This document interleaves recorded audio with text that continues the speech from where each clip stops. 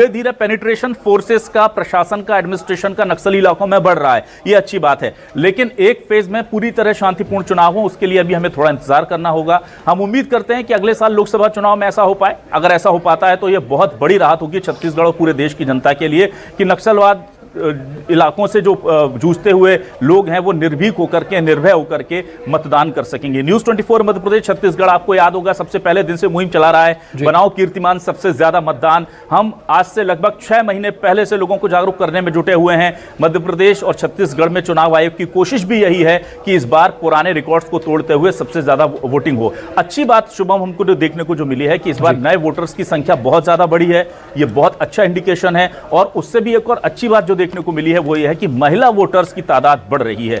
ये जो तमाम महिला आरक्षण बिल, महिलाओं के लिए योजनाएं, लाडली बहना योजना, तमाम योजनाएं जो महिलाओं पर फोकस होकर आ रही हैं, ये पार्टी और राजनीतिक पार्टियों का दिल जो है वो बदला है, ऐसा नहीं है। दरअसल चुनाव में सीधे तौर पर नंबर्स देखे जाते हैं इलेक्शन में, और वो नंबर्स बता रहे हैं कि इस बार सत्ता की चाबी आधी आबादी यानी महिलाओं के पास होने जा रही है। महिलाओं को माना जाता है कि वो ज्यादातर एक साथ वोट करती हैं। आप ये समझते हैं, मध्य प्रदेश में आप चूंकि वहां से हैं तो आप ये बेहतर तरीके से समझते हैं कि जो पुरुष मतदाता होता है उसके अपने बहुत सारे पूर्वाग्रह होते हैं। वो किसी पार्टी की तरफ लीन होता है, किसी विचारधारा की तरफ झुका होता है। अगर उसका वेतन नहीं बढ़ रहा है तो वो उससे नाराज होकर के वोट कर देगा सरकार के खिलाफ। कोई युवा है, उसको रोजगार नहीं मिल रहा है, वो उस पर जा सकता है। लेकिन महिलाओं के लिए 2-3 ही मुद्दे होते हैं जिनको होकर के वो एक तरफा वोट कर देती हैं। सीएम शिवराज सिंह चौहान हो या सीएम भूपेश बघेल, दोनों ने उम्मीदें की हैं महिला वोटरों से। चुनाव आयोग को भी पता था कि इस बार वोटर्स जो है वो बढ़ रही हैं। हम लगातार दिखा रहे थे कि 48 पॉइंट से ज्यादा महिला वोटर मध्य प्रदेश में हो गई हैं, और इस बार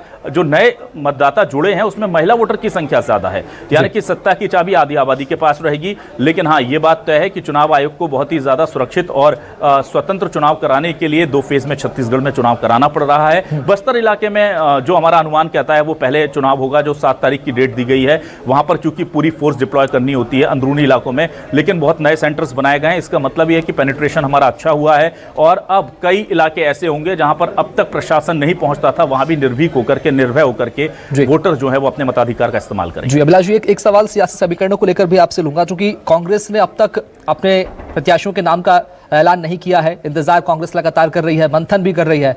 कांग्रेस इसे धैर्य का नाम दे रही है, संयम का नाम दे रही है, मंथन का नाम दे रही है। लेकिन बीजेपी इसे लेकर कांग्रेस पर हमलावर है कि आपसी सिर्फ टब्बल कांग्रेस के नेताओं में है, भीतरघात कांग्रेस में है, इसकी वजह से कांग्रेस को देरी हो रही है। क्या वाकई में ऐसा कुछ है?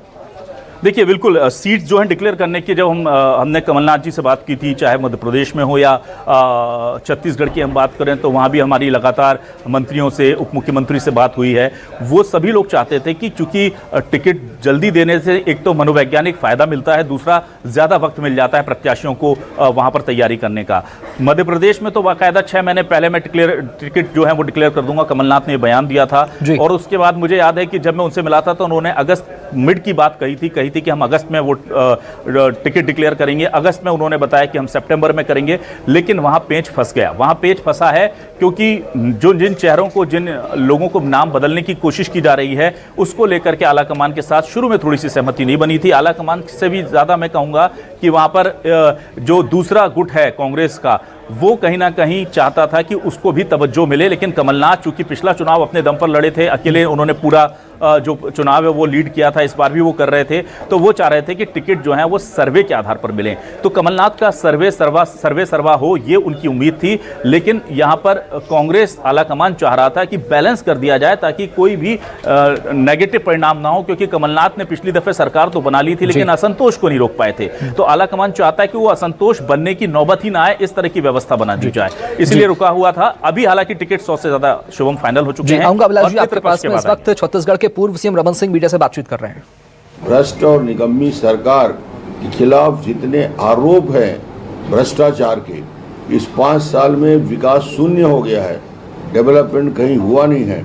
तो निश्चित रूप से छत्तीसगढ़ की जनता के मन में इस सरकार के प्रति नाराजगी भी है, और वो इंतजार कर रहे थे कि कब चुनाव घोषित हो, कब आचार संहिता लगे तो अधिकारी कैद से मुक्त होंगे और अधिकारियों को स्वतंत्रता से काम करने की आज़ादी मिलेगी।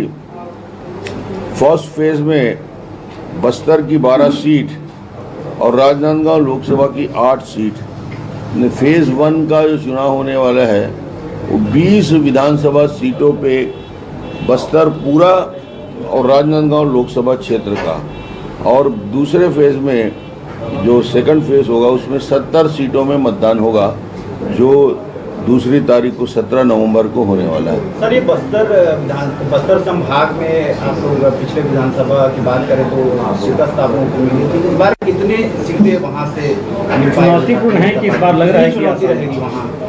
बस्तर में जैसा मैंने अनुभव किया है, जैसे मैं यात्राओं में देखा हूँ, तो इस बार बस्तर और सरगुजा, जहाँ दोनों ट्रैवल क्षेत्रों में भारतीय जनता पार्टी की स्थिति बहुत कमज़ोर थी, हम सीट नहीं जीत पाए थे, और इस बार एकदम उल्टा नज़ारा देखने को मिलेगा।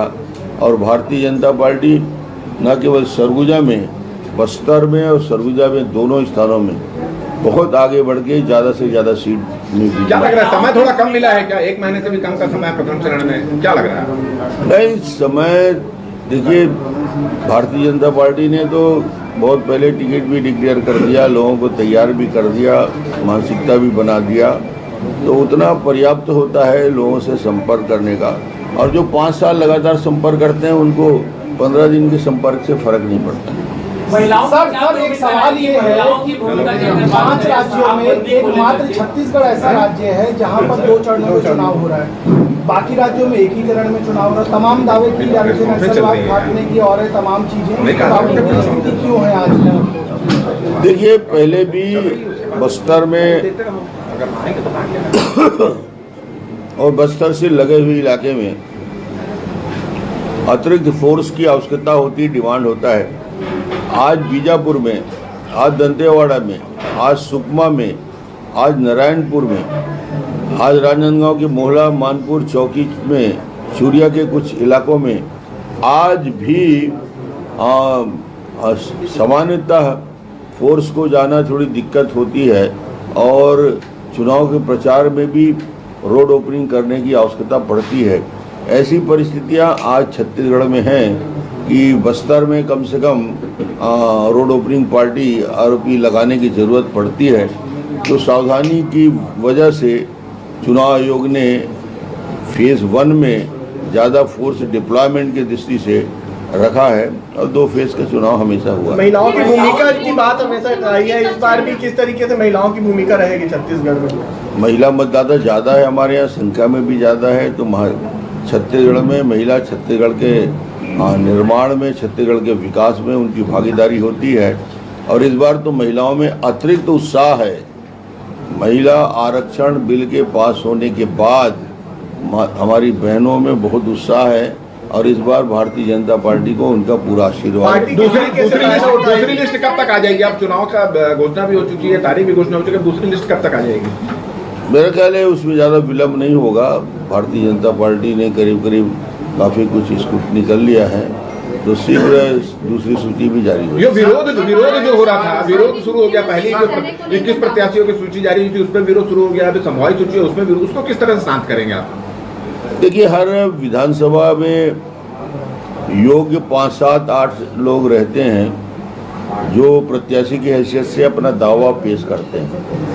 हर विधानसभा में कहीं न कहीं 4, कहीं 5, कहीं 2, कहीं 6 ऐसे योग्य लोग रहते हैं जो अपना दावा पेश करते हैं, और दावा पेश करने के बाद उम्मीद करते हैं कि उसको टिकट मिल जाए। सबको टिकट देना संभव तो होता नहीं, इसलिए टिकट एक को मिलता है, बाकी 6 के मन में निराशा का भाव होता है।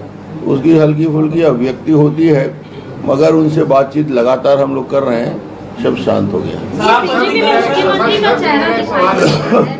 7 बार से सांसद रहे रमेश बैस की संलिप्तता महादेव ऐप के आरोपी के साथ आ रही है, और उनके परिवार के साथ नजदीकी है, ये इसके बारे में आपको? मेरे जानकारी तो नहीं है, मगर ये जानकारी है मुख्यमंत्री भूपेश बघेल के उनके स्टाफ के लोग, उनके साथ काम करने वाले लोग, उनके ओएसडी के लोग, उनके ईडी ने दस्तावेज सहित पेश किया है कि उन्होंने महादेव ऐप के उन लोगों से पैसा लिया है। उसका दस्तावेजी प्रमाण मुख्यमंत्री के सचिवालय के तार महादेव से कैसे जुड़े हैं, ये ईडी ने कार्रवाई करके उनके खिलाफ कार्रवाई करके साबित कर दिया। बाकी लोगों का मुझे जानकारी नहीं है, देखता हूँ। बीजेपी में मुख्यमंत्री का चेहरा साफ तौर पे नजर नहीं आ रहा है। कांग्रेस के मुख्यमंत्री भूपेश बघेल तो दिखाई दे रहे हैं, लेकिन बीजेपी में क्यों नहीं दिखाई दे रहा? अब तक कोई अनाउंसमेंट ही नहीं। मुख्यमंत्री का चेहरा कांग्रेस में शुरुआत के चुनाव के प्रारंभ जब हुआ था तो इनके बड़े बड़े पोस्टर बैनर में लगते थे, भूपेश है तो भरोसा है। तो उनको भरोसा था कि भूपेश के चेहरे में चुनाव लड़ा जाएगा, मगर आते आते चुनाव नज़दीक होते होते कांग्रेस ने रणनीति में परिवर्तन किया। अब वो भरोसे की सरकार बोल रहे हैं, भूपेश का नाम हटा दिए। तो ऐसा नहीं है कि कांग्रेस में भी कोई चेहरा को सामने करके चुनाव लड़ रहे हैं, वहाँ भी सामूहिक नेतृत्व में चुनाव लड़ा जाए। 2018 के चुनाव में आपके कार्यकर्ताओं में नाराजगी